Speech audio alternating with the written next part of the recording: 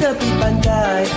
Nampak awet makan buah rambai, minta sikit dia beri satu tangkai. Tanya dia duduk mana, dia duduk cuma diam saja. Sekali datang seorang dia jaga, rupa-rupa dia punya bakwa. Alamak, habis aku mesti kena tibai. Aku pun lari mendapatkan motor kapcai. Naik